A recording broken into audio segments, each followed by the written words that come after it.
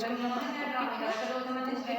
अधोमन या निचली जबड़े की अस्थियाँ यानी मैंडिबल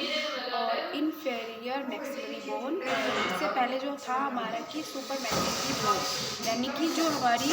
ऊपरी जबड़े की अस्थियाँ होती हैं, लेकिन आज हमारा है निचले जबड़े की अस्थियाँ। तो देखिए निचले जबड़े की अस्थि यह चेहरे की बहुत मजबूत बड़ी अस्थि है। जो इसका आकार होता है वो यू शेप में होता है कि आपने देखा भी होगा जो हमारे दांत होते हैं, जो हमारे जबड़े का एरिया होता है वो यू शेप की तरह होता है, यानी वो यू शेप की तरह होता है। तो यह इधर उधर ऊपर नीचे कुछ अंदर बाहर की ओर हिल सकती है, यानी कि देखिए जब आप किसी भी चीज़ को खाते हैं तो आप इसको इजीली मूव कर सकते हैं, इसको ऊपर नीचे जैसे आप अपने दांतों को हिलाते हैं तो ये इजीली मूव हो जाती हैं।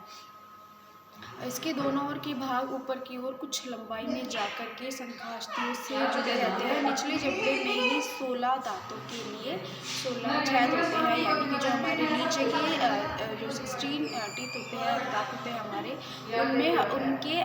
हर एक टीथ के लिए उनका एक प्रॉपर होल होता है, यानी प्रॉपर छेद होता है जिसमें वे हमारे दांत उपस्थित होते हैं तथा इन्हीं छेदों से कंडरक यानी इंसाइजर्स, रंध्र, पंचवर्णक तथा चवर्णक दंत निकलते हैं, यानी कि हमारे देखिए टीथ्स के नाम है, जो हर दांत का अपना अलग अलग नाम होता है। तो इन्हीं 16 छेद में हमारे अलग अलग दांत निकलते हैं। यही एक ऐसी अस्थि है जो चलती है और इसी अस्थि की सहायता से दांत और जब पदार्थों को अच्छी तरह पीसता है, यानी कि जो हमारे दांत होते हैं, दांतों में जो हमारी अस्थियाँ होती है ये इजीली मूव करती हैं, क्योंकि देखिए जब आप खाना खाते हो तो आपका इनकी मूवमेंट ऊपर नीचे होते हैं, क्योंकि जब आप चबाते हो तो ये ऊपर नीचे होती रहती है, जिससे आप इजीली भोजन को चबा सकते हो। तो वो भोजन को अच्छे से चबाने और पीसने का कार्य करती है। फिर आती है हमारी तालु की अस्थियाँ यानी बोन्स। देखिए यह दो छोटी अस्थियाँ में तालु का निर्माण करती है। ये अस्थियाँ अंग्रेजी में एल अक्षर के जैसी होती है, यानी कि जो इनकी शेप होती है वो एल अक्षर के जैसी होती है। इसका क्षैतिज भाग युग्मित होकर कठोर तालु यानी कि जो हार्ड प्लेट का पृष्ठभाग बनाता है। इसका अनुलंब भाग यानी कि जो इसका प्रिपेंडिकुलर पार्ट होता है वो ऊपर की ओर बढ़कर नासा गुहा यानी कि जो हमारे नासल कैविटीज़ होती है, कैविटीज़ के पार्श्व भाग को बनाता है। इसके साथ ही ये अस्थियाँ नेत्र कोटर यानी कि जो हमारा ऑर्बिटल कैविटी होती है, कैविटी के कुछ भाग को बनाती है। फिर आता है हमारा नासास्थियाँ यानी नेसल बोन्स। देखिए यह ललाटास्थि के मध्य में नीचे की ओर दोनों आंखों के बीच परस्पर मिलकर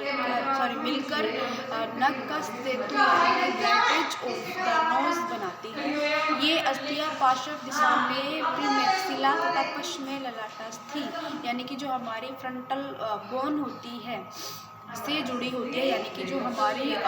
हमारी फ्रंटल बोन्स होती है, जो हमारी आगे की साइड होती है उनसे जुड़ी होती है, जहाँ से हमारा फेस यानी जहाँ से हमारा फोरहेड दिखता है।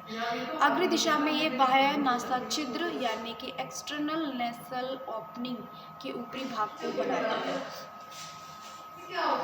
फिर आता है नाक के पर्दे वाली सीकास्थि यानी वोमर बोन। तो देखिए यह सीप के आकार की अस्थि नाक के भीतर का पिछला भाग बनाती है, यानी कि हमारी नोज के अंदर का भाग बनाती है। यह आगे की बढ़कर जो एक कठोर तालु के मध्य भाग से निकलती है तथा नेसल सेप्टम के मुख्य भाग को ये बनाती है। फिर आता है हमारा अश्रु अस्थियाँ। तो देखिए यह अत्यंत पतली व कोमल अस्थियाँ है जो नाक से भी संबंधित होती है और अश्रु वाहक नलिका इसी से होकर आँख तक जाती है, यानी कि ये हमारी नाक से होकर के ये हमारे आँख तक जाती है। यह अस्थियाँ नाक के ऊपरी भाग को बनाती है, जो हमारे नाक का ऊपरी भाग होता है उसको बनाती है। वह उन्हें एक आकार प्रदान करती है, यानी उन्हें जो उनकी प्रॉपर शेप होती है उनको एक शेप प्रदान करती है। ये अस्थियाँ नासास्थियाँ का पश्च एवं पार्श्व भाग बनाती है तथा नेत्र कोटि की मध्य दीवार को भी बनाती है।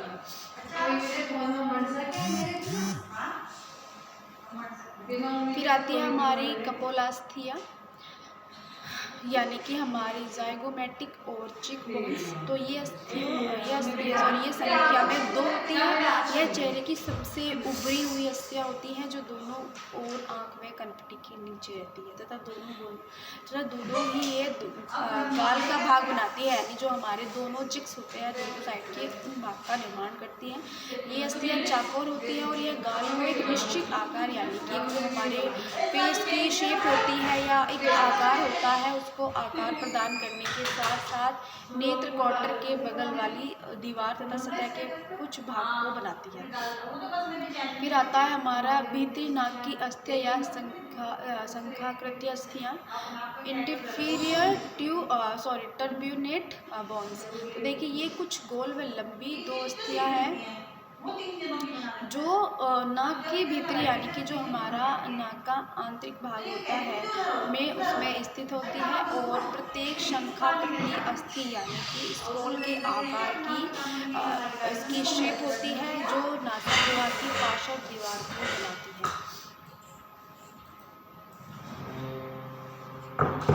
फिर आती है हमारी धड़ की अस्थियाँ, बोन्स ऑफ द ट्रंक। देखिए गर्दन से लेकर जांघों के भाग को क्या कहते हैं, हम धड़ कहते हैं, यानी कि जहाँ से हमारी गर्दन यानी जहाँ से हमारी नेक शुरू होती है और जांघों तक, यानी कि जो हमारा बॉडी का बीच का हिस्सा होता है गर्दन से ऊपर और जांघ से नीचे का, वो हमारा हमारा उसमें ट्रंक्स में नहीं आता, यानी हमारे धड़ में नहीं आता। सिर्फ हमारा गर्दन से लेकर जांघ तक का हिस्सा होता है वो, यानी हमारी बॉडी का सेंट्रल हिस्सा, बीच का हिस्सा, वो होता है हमारा ट्रंक यानी कि धड़, जिसे हम धड़ कहते हैं। धड़ के मध्य में एक बड़ी मांसपेशी होती है जो मध्य पट यानी डायफ्राम या वक्षोत्तर मध्यस्थ पेशी कहलाती है, क्योंकि यह धड़ के मध्य में स्थित होकर धड़ को निम्नलिखित भागों में विभक्त करती है। क्योंकि देखिए जो हमारा धड़ का हिस्सा होता है वो काफ़ी बड़ा होता है, तो उसमें भी इसके अलग अलग पार्ट्स होते हैं जिनको अलग अलग पार्ट्स में डिवाइड किया गया है। तो जिसमें पहला है वक्ष या वक्ष स्थल की हड्डियाँ, यानी थोरक्स ब्रेस्ट बोन, यानी कि इनको थोरक्स भी कहा जाता है, उसको ब्रेस्ट बोन भी कहा जाता है। तो देखिए वक्ष को सीना या छाती भी कहते हैं। सामने छाती की हड्डी उरोस्थी अगल बगल पसलियों व पीछे रीढ़ से मिलकर एक ऐसा स्वरूप सा बनता है, यानी कि देखिए जो हमारा फ्रंट का एरिया होता है, यानी जिसे हम छाती भी कहते हैं, उसके साइड में, यानी कि आपने देखा होगा कि दोनों साइड में हमारी पसलियाँ होती हैं, यानी कि रिब्स होती हैं, वो पीछे जो ये सारी मिल करके पीछे जो हमारी रीढ़ की हड्डी होती है उससे मिल करके एक ऐसा स्वरूप, यानी कि ऐसी शेप बनाती है जैसे कि वो एक तरीके का पिंजरा कहलाता हो, यानी कि वक्षीय पिंजरा, यानी कि मेरुदंड, यानी कि जो हमारे पीछे की तरफ होता है, छाती की हड्डी और पसलियाँ मिलकर छाती का पिंजरा बनाते हैं, यानी कि जो हमारी बोन्स या जो हमारी पसलियाँ, यानी कि जो हमारी रिब्स होती है, उनको मिल करके एक पिंजरा यानी एक जाल सा बनाती है, और यह पिंजरा अस्थि तथा उपास्थि का बना होता है, यानी कि ये दोनों ही चीज़ें हमारी बोन्स और उपास्थि का बना होता है, जिसमें हमारे बॉडी के सॉफ्ट पार्ट्स होते हैं या बहुत कोमल अंग होते हैं, जैसे हमारा हार्ट हो गया, हमारे लीवर हो गया, तो ये हमारे बॉडी के बहुत कोमल और सॉफ्ट अंग होते हैं जिनकी सुरक्षा इस पिंजरे के अंदर की जाती है, या इस पिंजरे के अंदर, यानी कि अस्थि और उपास्थि के बीच इसके अंदर होती है, जो इन सॉफ्ट अंगों का एक तरीके से सुरक्षा प्रदान करती है। तो इसका निचला भाग के ऊपर के भाग की अपेक्षा कुछ अधिक छोटा होता है, क्योंकि देखिए आपकी जो रिब्स होती हैं, यानी जो आपकी पसलियाँ होती हैं, वो ऊपर से बड़ी होती है, लेकिन जो वो अपने शेप से नीचे की तरफ जाती है तो उनका शेप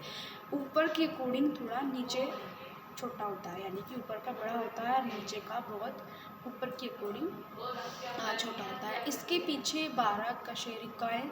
होती हैं और सामने उपरोक्त तथा पार्श्व में प्रत्येक ओर 12 पसलियाँ, यानी कि 12 रिब्स होती है हमारी पसलियों के पीछे, यानी कि जहाँ पसलियों का जॉइंट होता है हमारा, यानी कि जो हमारी जिसे हम रीढ़ की हड्डी कहते हैं, उसमें इन सबका जॉइंट्स होता है तो पसलियों के पीछे मेरुदंड, यानी जिसे हम मेरुदंड कहते हैं, मेरुदंड में कुछ गोलाई से सामने की ओर आती है, यानी कि देखिए बैक साइड से ये आगे की, क्योंकि देखिए इनका जो जॉइंट होता है वो हमारी रीढ़ की हड्डी यानी मेरुदंड होता है, तो इनका जॉइंट क्या होता है, पीछे से आगे की ओर आता है। तो ये जब पीछे से आगे की ओर आता है तो ये एक गोलाई शेप पे होते हैं, यानी कि एक कर्व शेप बनाते हैं गोलाई के सामने की ओर, छाती की हड्डियों से जुड़ जाती है, यानी कि पीछे से आगे की ओर आकर के छाती की जो हमारी हड्डियाँ होती हैं हड्डियों से जुड़ जाती है और एक गोल पिंजरा यानी एक सर्कल बनाती है। तो जिसमें जो हमारे सॉफ्ट ऑर्गन्स होते हैं, मुलायम ऑर्गन्स होते हैं, जैसे हमारा हृदय हुआ, फेफड़े सुरक्षित रहते हैं। ठीक है, तो रीढ़ की अस्थि नीचे श्रेणी मेखला से जुड़ी रहती है, यानी कि जो हमारी रीढ़ की हड्डी होती है नीचे की साइड, वो यानी जो हमारी बैक साइड में होती है, पीछे होती है, तो वो रीढ़ की अस्थि नीचे श्रेणी मंगला से जुड़ी रहती है। तो स्टूडेंट्स, जो अब हमारा ये टॉपिक है अभी यहाँ पर ये कंप्लीट हो गया, लेकिन इसके आगे का जो टॉपिक है वो मैं आपको नेक्स्ट लेक्चर में